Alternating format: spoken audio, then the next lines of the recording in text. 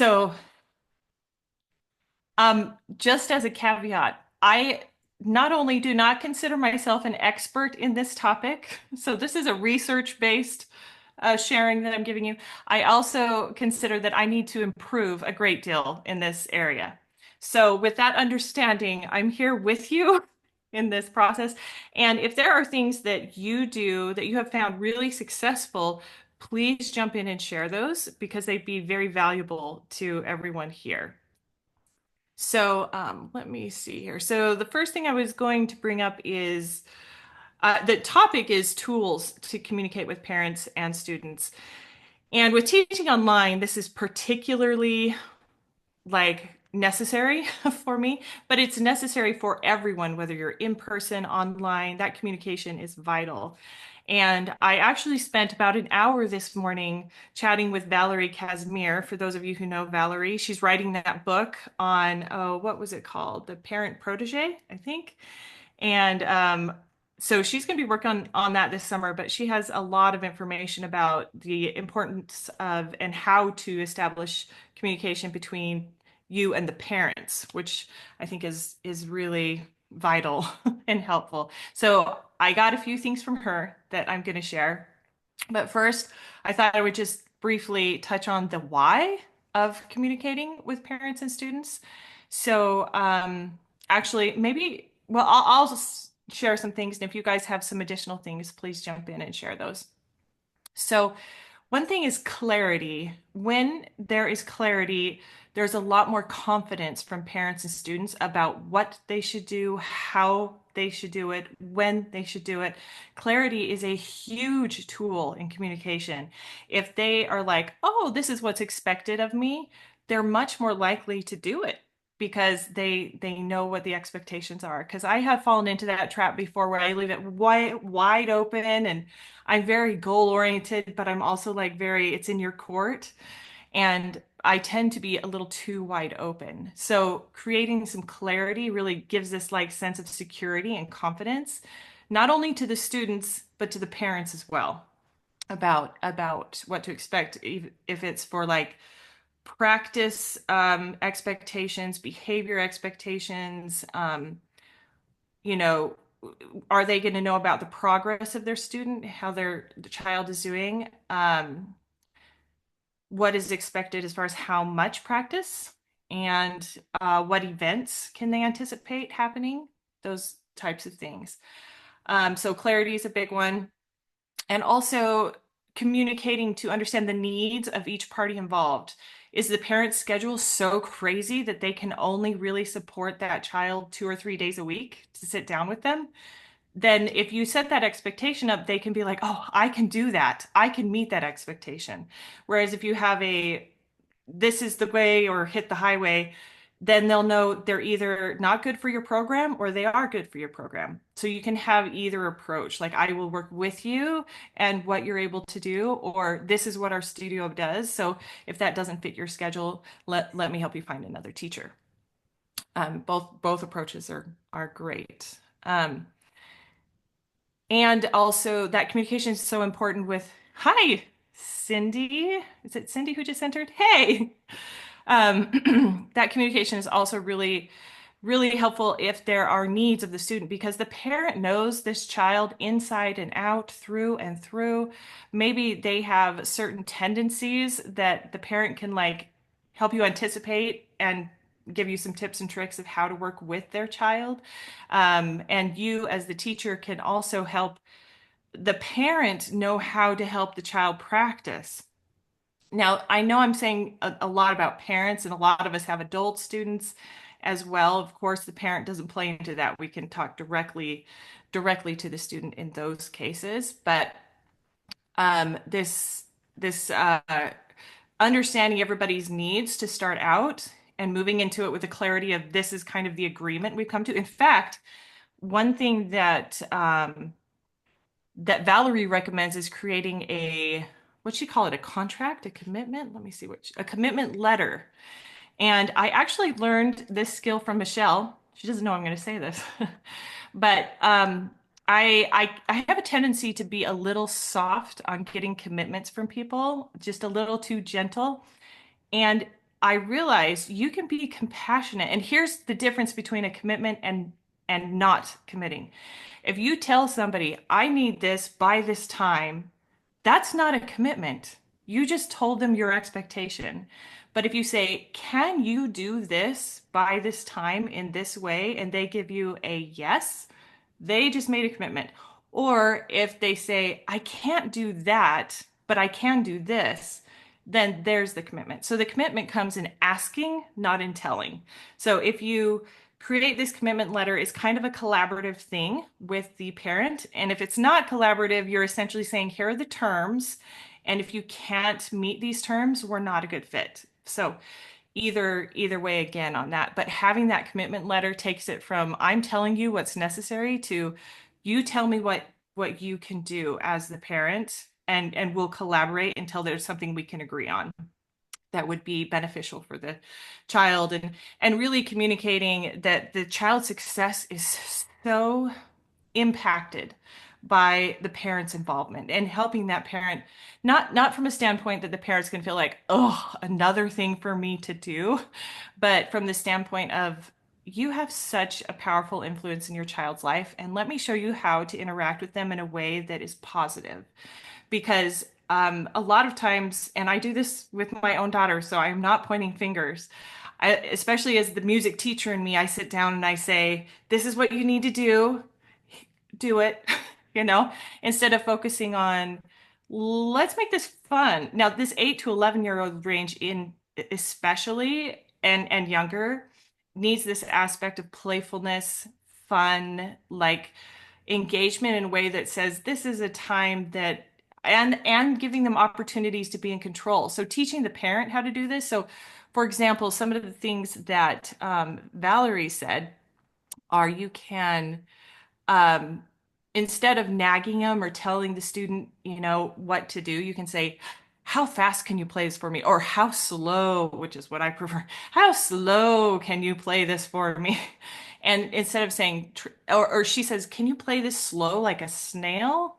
Because one thing that children don't always have a frame of reference to draw from, or teenagers, adults sometimes.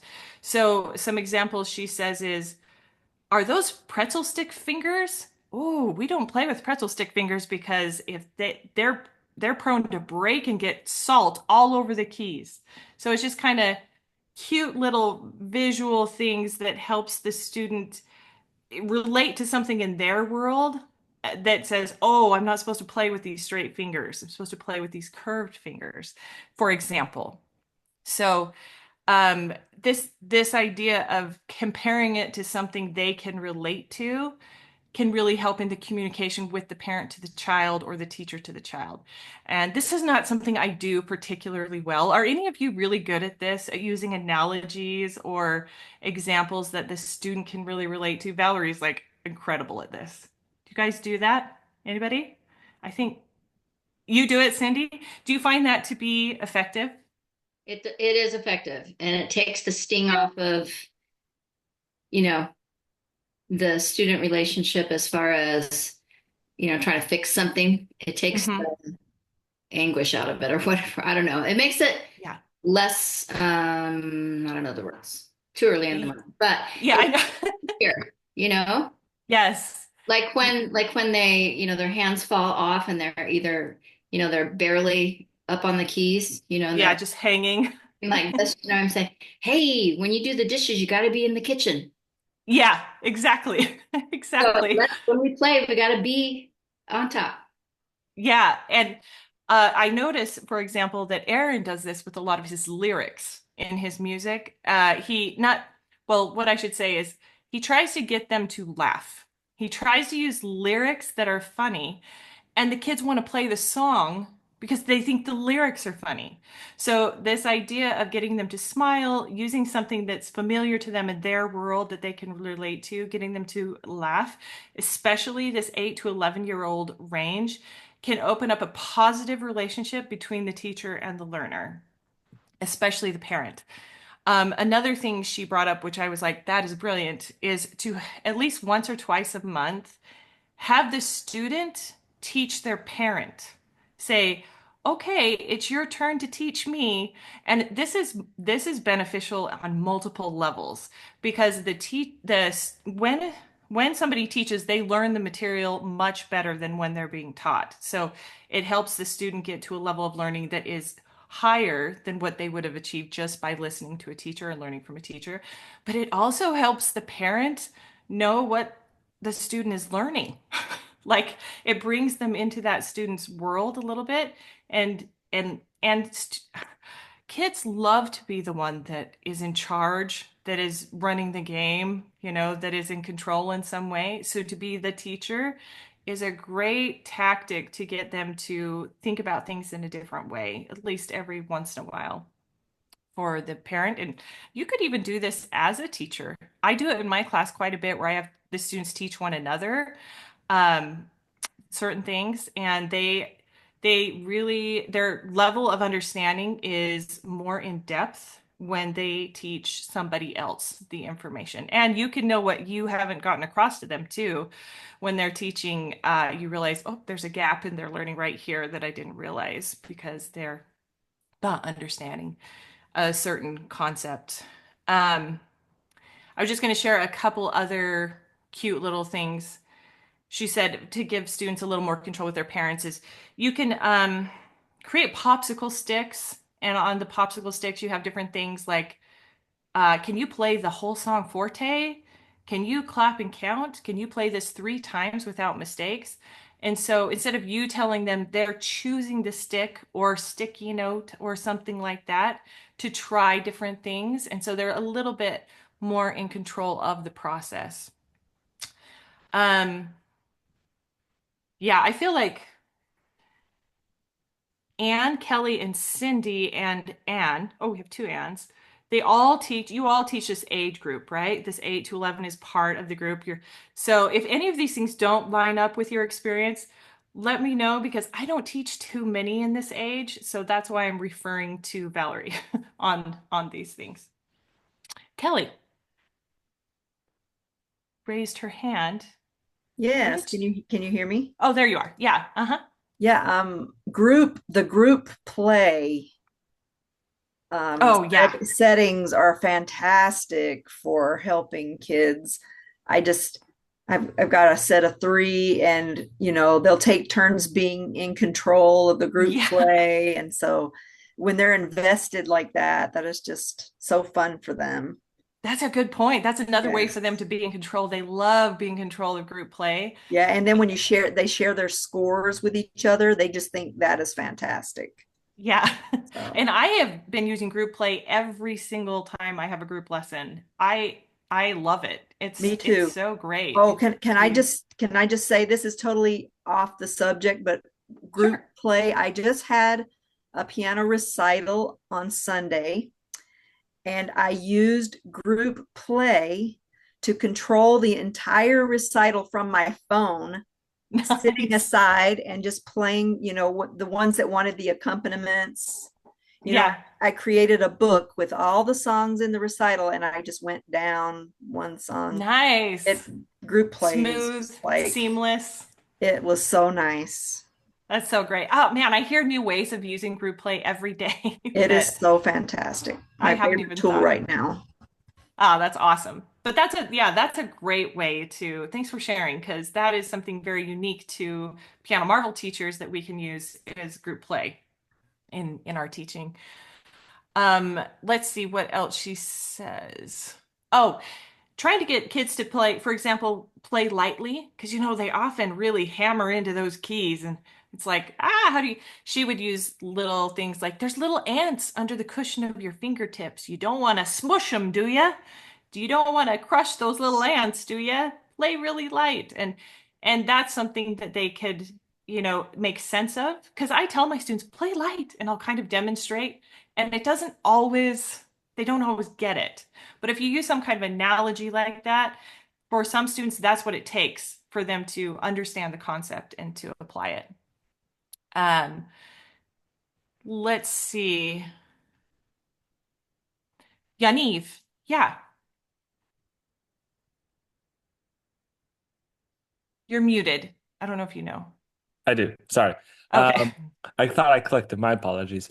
That's fine. But to your point, Cami, about the ants under the piano to play lightly, some of my younger students have a hard time putting their hands in the correct hand position, or they keep moving them around. So I do the opposite. I tell them, I take their hand and I pretend to put super glue on them and I put it on the Mm. keys. I tell them just to stay there, and then they play super heavy. So then I Oh tell them, yeah. and then I tell them, perfect. Now let's just keep it there and play it the opposite, not as heavy. And that usually does the trick too, versus giving them the analogy, because they'll be like, oh, what happens if the ants come and then the anteater comes and then the boulder falls, and then it comes into like this whole Disney story, and I'm like, that's Yeah. not the point of the exercise initially, but I like the creativity aspect. Yeah, and they remember these things too. Like when you use that super glue, that like it's something they can relate to and they're going to remember that concept. So Well, that's perfect. yeah. Every time they want to play those songs now, they're like, could you super glue my hands? I'm like, I gotta go to like Ace Hardware or something. I sometimes run out. I'm all out today. I don't have any more. Um, oh, another thing she mentions is to make a deal with the child. So when it comes to practice, it is such a common thing. I don't know what age groups this applies to. I know the 8 to 11 that they're too tired and they don't want to. And I do not blame them. They have been in school for 6 to 8 hours. Bless their hearts. Like to sit down for a lesson, focus again, that's a lot. So, one thing you can do is say, give them some decompression time, make sure they have a snack, have them go do something physical. If they have been and one thing I like to point out is screens is not decompression. That's something I learned. Sometimes we think just screens is decompression for the parent, but not decompression for the child. So if they need to decompress, they often need to process thoughts and emotions, and they can walk, they can go do something physical, they can lay down and close their eyes. But a lot of times, physical activity will help them work through the emotions of the day. Because if you bring them into piano lessons straight from all these other things that they haven't had time to kind of integrate, they don't want him.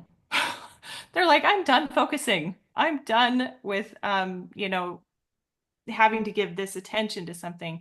But if you give them this break and this engagement and a snack and things like that, they can reset and be ready for another activity. So that's a tip for parents because we want it to be a positive experience with the parent and the child. And on the other side of that is that parents, have any of you had a parent that was not involved at all? Like I had a parent who came to me and I said, okay, I noticed your child's not practicing. And she goes, oh, well, he wants to play video games instead. And I was like, really? There's a child who prefers video games to learning a new skill? Like, I was not sarcastic, I was not rude, but I thought that's really the parent has to understand that they have an important job to say, this is something that's going to be a great skill for you. It's something we've got, just like school, just like brushing your teeth, just like eating things that are good for your bodies. This is another developmental skill. And so you make a deal, we're going to do this. Let's set up a time to do it. Let's so that the child knows in advance, this is the plan. And this is like what I can expect before or after. Because a child's not naturally going to sit down and play the piano on by themselves. The parent and the parent's not going to know their role necessarily, what they need to do for the child to be successful. So the teacher kind of has to step in and help the parent understand how to help their child, which I don't know about y'all, but that's something I'm still learning. That's still a little tricky for me. So anybody gotten some real success with that they want to share? Okay, I'm not alone. That's what I'm hearing. Okay, let's see. Along the same lines, if the child has some emotions that have not been processed from the day, and you try to sit them and down and do piano, you're going to have a fight. Not as a teacher, but as a parent. Usually, as a teacher, the child you can do whatever you say. I've never had a child that really fights me during a lesson. It's always when they go home and they're with the parent that, well, I take that back. I have had some that fight me during the lesson. Yeah, Kelly?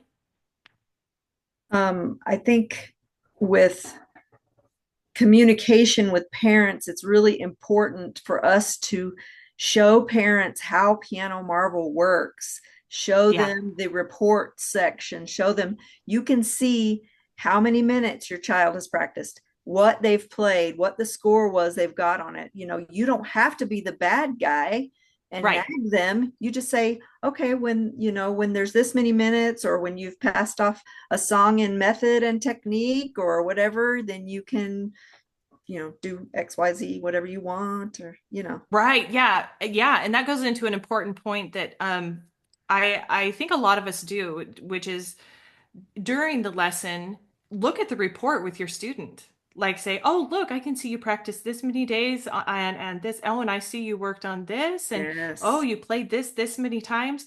Because just that awareness that the student's like, whoa, my teacher can see all this and they know what's going on. that's a And they're always great, like a little like, oh, yeah. okay, they can see all that.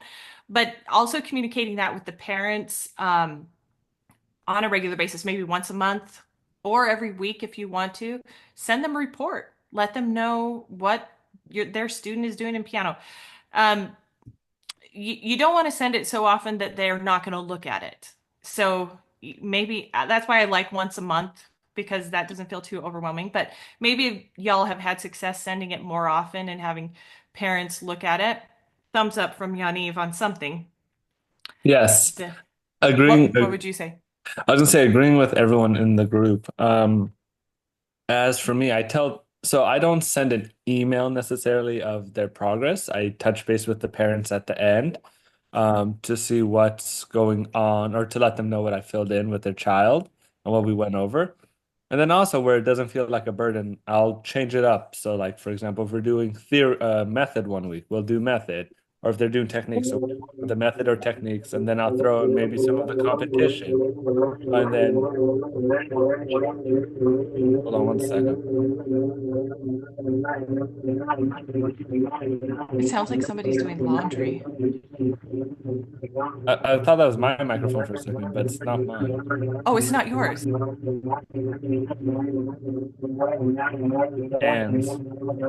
I muted everyone and it's still going. So I'm very, oh, maybe Anne. Let's see. Oh, it was Anne. Okay. There we It was go. Ann Hansen, I think, is doing her laundry. Okay, go ahead, Yaniv.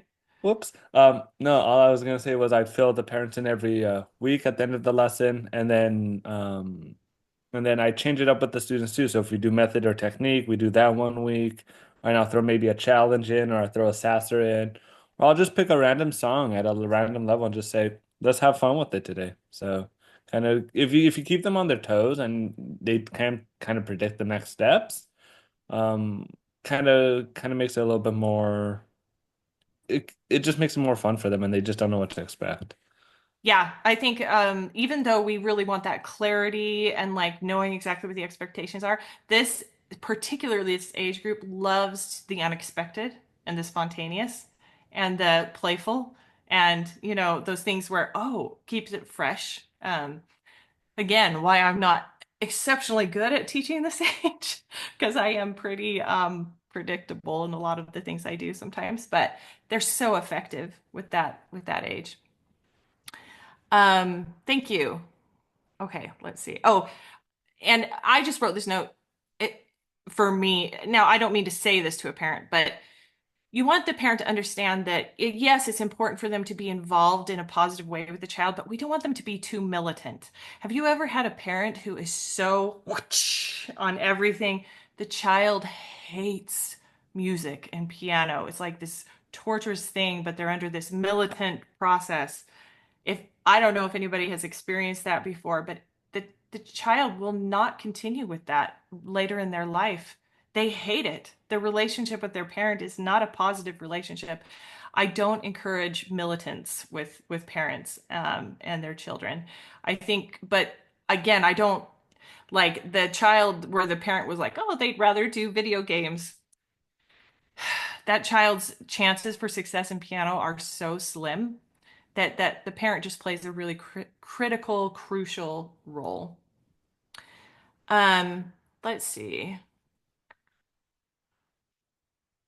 Praising along the same lines, like a lot of times parents are like, okay, I got to help my child progress. But really important that part of that process is praising the things they are doing, the progress they are making, this celebrating every step of the way with them, because a child craves that attention, that like acceptance, that experience from their parents, teachers, of course, as well. But that's something that could really build a relationship between a child and a parent. If a parent's actually seeing what their child is doing, be like, oh my goodness, that's so cool. The negative comments, they have to be much less than the positive praising reinforcement in order for the child to develop a really good relationship with the learning process of music. Cindy. Some of you know that I do bells in my studio, which is one way that we do this praise and make them feel good in class, but a lot of the students have bells at home. And I Oh, know nice. with my granddaughter, she has a bell at home, and when she rings, I can hear it on the lesson. You know, she rings her bell, and I can hear from the kitchen her mom saying, "All right, you got another 100." You know, so there's lots of teeny ways that that praise can come. That's so great because the parent could be making dinner, not even sitting there with their child, but still is acknowledging like this progress I love that. That's awesome. Um, Something else, along the lines of like a commitment that you have, this commitment letter is create an implementation intention. Has anybody heard that term before, implementation intention? It's essentially that they've done studies to show that if you will say the day and the time that you will complete an action of some kind, the possibility of actually following through is way, way higher than if you don't do that. So if you can get a parent and the child to say, we will practice on these days at these times for this amount of time, even the possibility that's going to happen goes way, way up. So write it down, have them commit. That's going to help with that commitment. Okay, so let me see here. Having clear goals is in the same vein. Like if you discuss goals with your student, or if you have those goals outlined, that again, that clarity is going to help celebrating the wins. That's positive reinforcement, sense of accomplishment, pride, fulfillment. Parents aware of their progress. Okay, we've gone over all this. And all of this builds trust. So when these things are in place, it's going to build like parents are going to be so loyal to you and your studio if you're really good at this communication component and their child is having a good experience. It creates a sense of loyalty and trust through this process. So I don't think it should be undervalued. How do you guys write down goals and assignments for your students? Like, how do you share those? Just asking out of curiosity, because there's different ways. I can tell you, I used to just write them in a notebook. Does anybody still do that? Nobody does that anymore? No. You do it, Cindy? Yeah, that's what I would do, but not while I'm in person. You do it too, Kelly? No, I've been asking Aaron for years, is there a way we can make notes or of some sort in Piano Marvel to send home? But most of the time I either communicate through text, like during the lesson, Okay. I will write an assignment in a text and then just Just send it. send it to the parent? Sometimes it's not Okay. consistent. It's hard to be consistent with assignments sometimes. Yeah, Well, absolutely. Yeah. I And use the My Music Staff software, that's one I was going to and bring up. I always put the assignments in there. They get automatically sent to the parent, and if the parent can't find the email, they can log into their own My Music Staff portal and check it there. They also use that portal to send me pictures of homework, and so it's really easy to find it during a lesson because that's always available to me. And then I have a couple of kids who, in addition to that, like their own little copy. And so they ask me for Post-its. So I put a little Post-it in their book, either on the page they're working on or in the front of their book. And sometimes the kids write up their own, you know.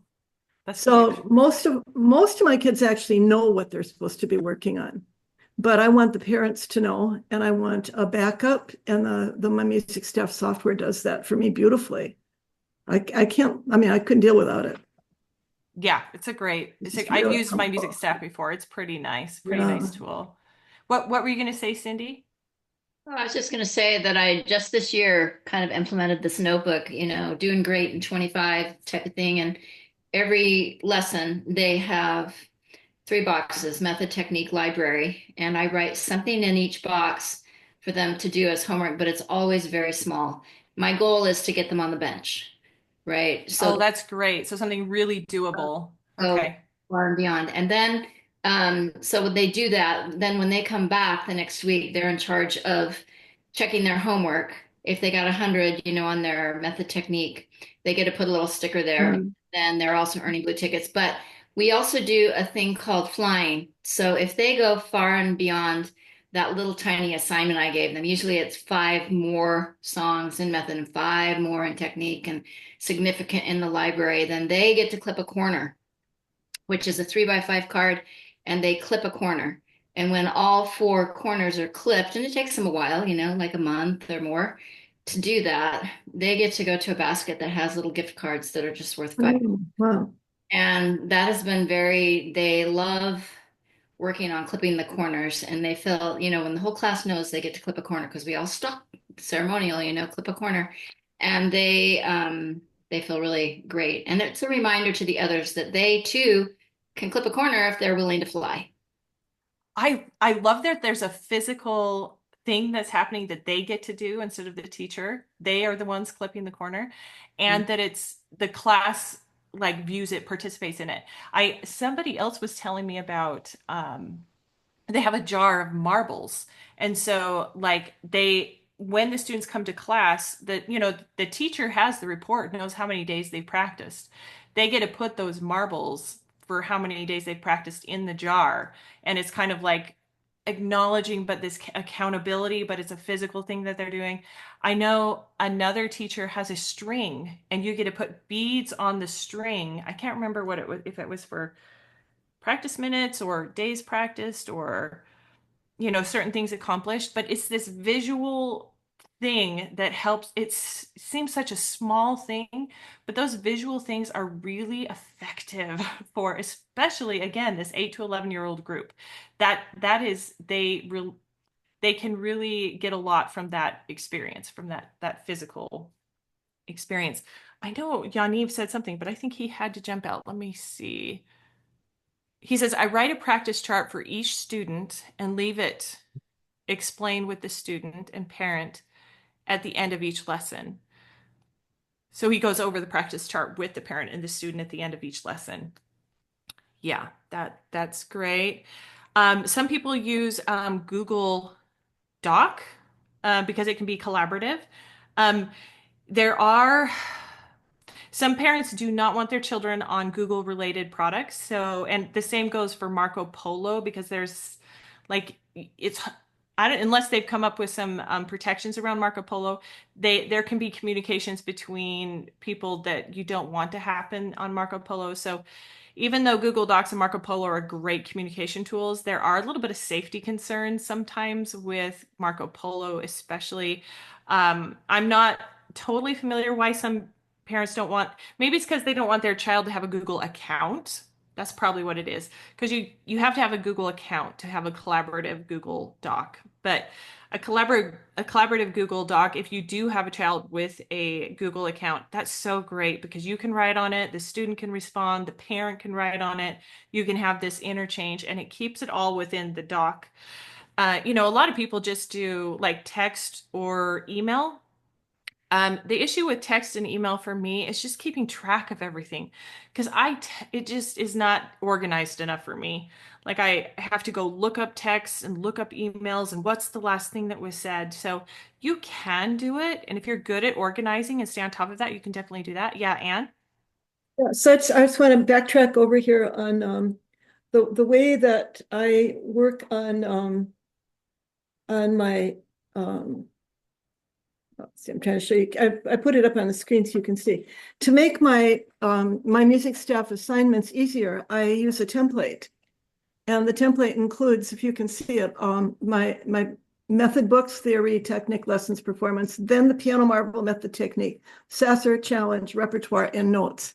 So it makes it real easy for me to quickly fill that in and or erase some things if they don't apply for that time. It just saves a lot of time so that I can do this very quickly. Yeah, and if you happen to be in a program where it's actually all already like the assignments are already created and they just have to sign off whether they did it or not, that also saves a lot of time. A similar idea where they just Yeah, have to check it like except done, I'm always done, changing them done. around anyway. So Yeah, and if yeah, everything's changing around, yeah, you yeah. have to maybe more like what you're talking about would definitely work for that. Along with my music stuff, there is something called Teacher Zone and Tonara. Both of those are additional tools I don't know a lot about, but they are great for scheduling, reminders, and practice track.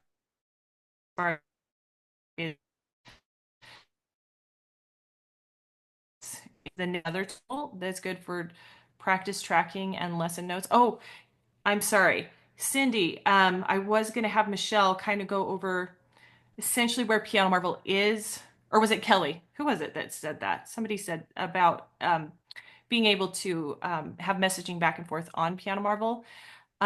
Michelle, are you there? Oh, it was Kelly. Okay. I am here. Yeah. Sorry. My kids have been crazy and all over the place and distracting. So I've been trying not to distract you guys. Um, but yeah, what was the question?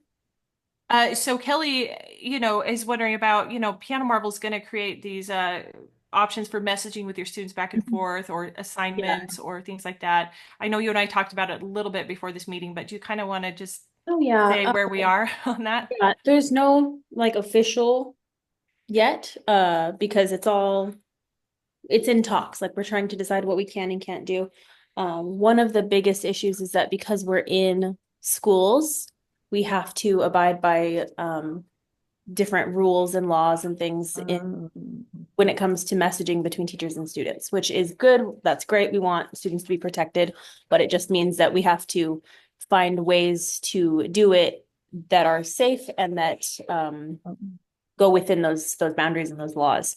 So we do want to make a way to, at the very least, have teachers give specific assignments, say, this is your assignment, send it to them. Once it's completed, it sends back to the teacher, or you can get process updates or progress updates.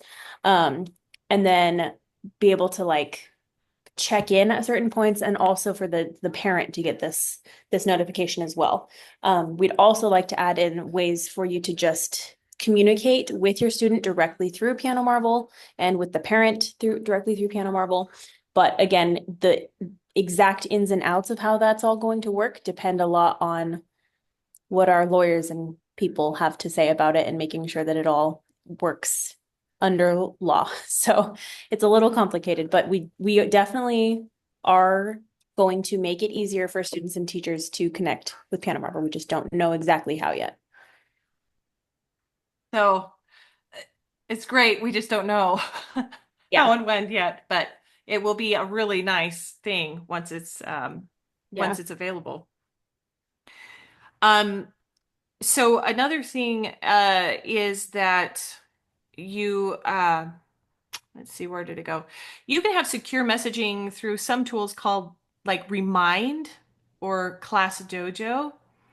And they, like I know my school that my daughter goes to uses Remind, and that's how they send messages to us as parents.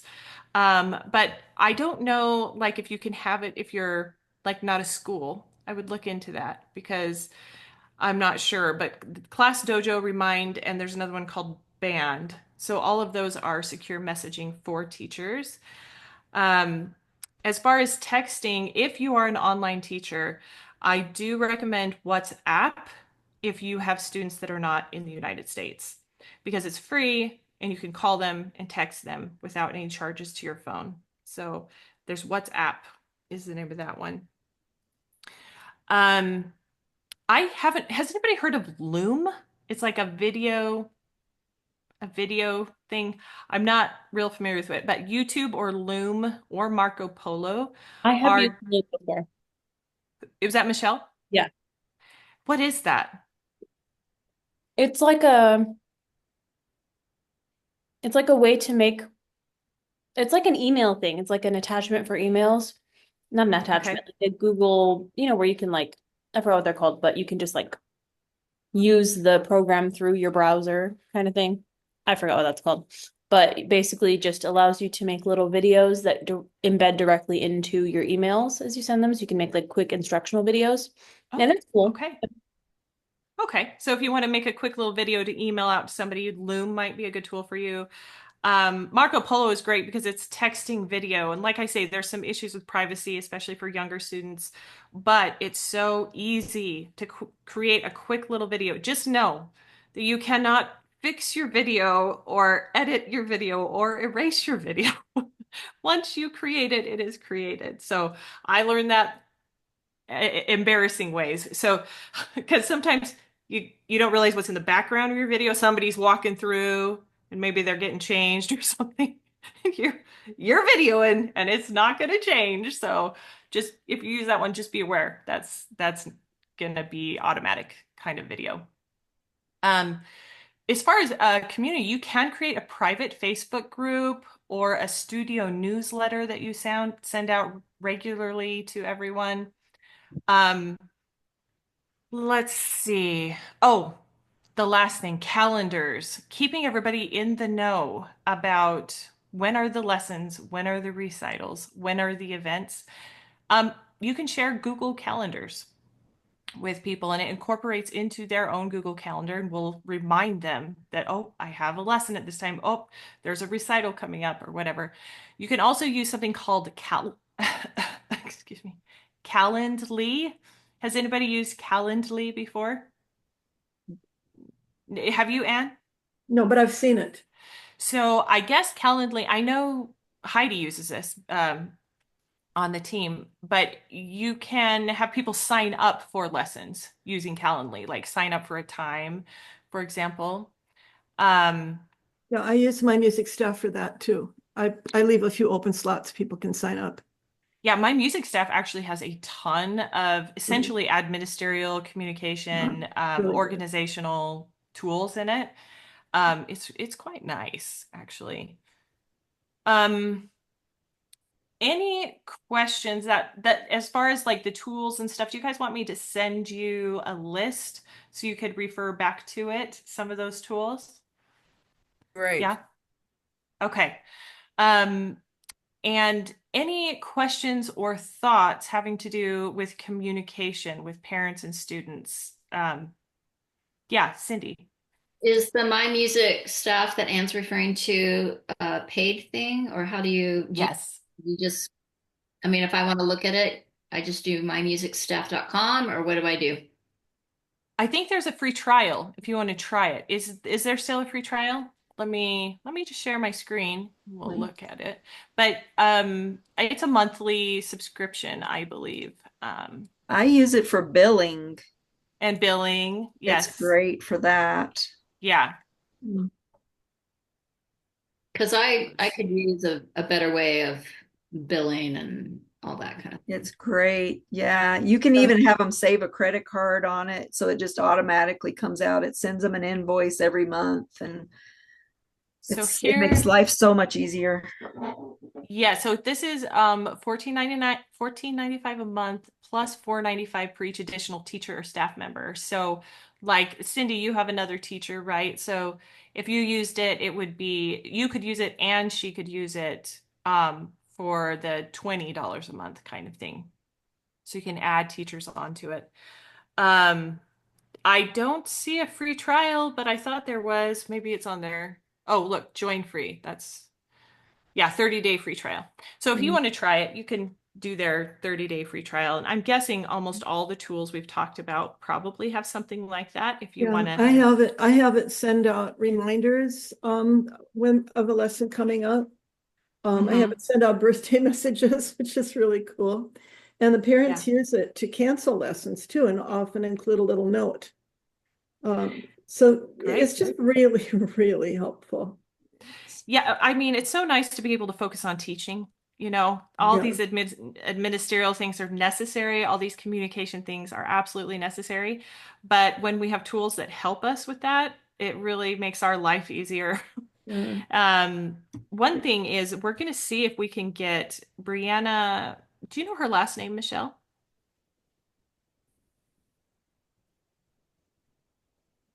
I can't think of her last name right now. She owns a company called Serenade that essentially creates automations for processes for you, automatically sends things out and keeps things moving for you, and the communication components too. So we're going to see if we can have her come and kind of teach us how to kind of automate some of those things and how to do some of the communication things.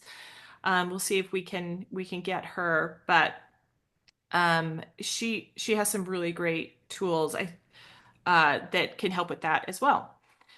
Something that I was using or have been using is the same thing on the teacher portal. You know how we have groups on the teacher portal and you can communicate with everybody in the group or with individuals in the group.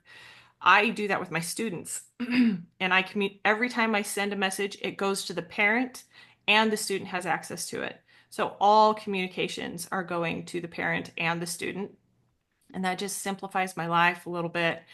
But that is involved. You have to have a website and know how to use WordPress and all kinds of stuff. So I don't But really.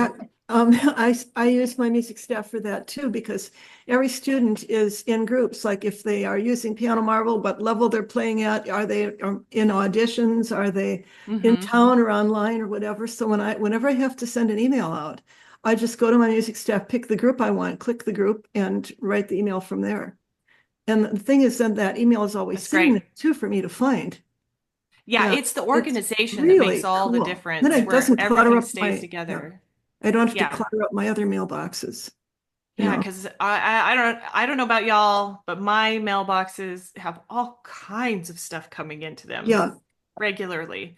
So I like to keep it separate, all my teaching Mhm. stuff if I can, so I don't drop any balls and I can kind of stay on top of stuff. So it's a personal preference thing, but there are several tools that you can use. Piano Marvel is going to be developing some of these tools, but we don't have a when we know more, we'll definitely share because it will be awesome. But in the meantime, here's some resources, some help, and some guidance in the process. Anything else? Real quick, Cami, sorry, I was putting Yeah. laying Nora down while you were Oh, of so I was like, course. cannot respond. But her name is Brianna Christian. Christian. Okay, I couldn't remember her last name, but she's really awesome and she has some great like make your life easier types of things that she experienced as a teacher. She essentially created it from the need for it when she was a teacher. So we're hoping we can get her to share some of how she does that kind of stuff and how we can kind of incorporate more automation into our lives to make our lives easier. Looking forward to that. Did you let them know we're not sure yet if she will be? We just asked her and she hasn't responded. So I just says we're hoping to. okay, yeah. We'll see if we can get her. I don't know. We're not sure yet, So, but hopefully but that's It might be nice if there was enough people interested in what Ann Q does, if she did a class explaining the My Music stuff. yeah, that'd be great. Oh, If there's enough interest for you mean that. like how I use my music stuff? Yeah, show how it works for you. Sure, I could do that easily. I'm interested, but I'm just Yeah. one. But if there were Yeah. some interested, Yeah, I would be happy to. Oh, and on that same note, Cindy, you've been requested to share group activities in a Oh yeah, presentation I made a sometime. request. I made that request. We'll trade you off. guys requesting each other. So, help me, I'll help you. How's that? and all of us in the same time. This is a great deal. I love it. No, I love So, the expertise. Everyone has different expertise and things that we can share with each other. And I love this community. It's a very cool thing to be a part of. So thank you guys for being willing to share the things that you've learned. Yeah, and that's all that I have today. So unless anybody has anything else, that is all the knowledge, wisdom, or information I've been able to glean up until this point on this particular subject. So Thank you for teaching is not the right word, but like presenting for us sharing. today, Kimmy. Yeah. Yeah, for sharing. That was really good. And sorry I was very MIA throughout. Gwen is not at school because it's spring break, so things are just more chaotic. There's a video recording you can watch, Michelle. Yes, there is. In fact, I'm the one that's making it. So yes, I will have to go back and watch it. But I got a lot of things in and out. I just was, dealing with like breaking up fights and whatnot in between. So it was a little bit chaotic, but thank you, Cami. Yeah, so as Cami said, we probably know what next week's is. We may just take a break on the 5th Tuesday of this month because we normally just plan the 1 through 4. And then we'll let you guys know what's coming in the coming months. June, we're taking off because of the conference. We are having an online option. So for those of you who can't attend in person, there is an online option, and you definitely should take advantage of that. We have some really amazing sessions and speakers that are going to be happening. So I'll share that page. there. if Yeah, go anybody ahead, wants to- Cami. And maybe throw that in the Mhm. chat. I know we'll see several of you there at the conference, but not all of you. So for those of you who can't make it, we can at least see you on the live chat. So there we go. Can we just put it in the chat for you? So make sure to grab that. But okay, thank you guys for being here. I'll let you, I won't close it out yet. I'll stop recording, but I'll leave us up so that you can get that link before we end.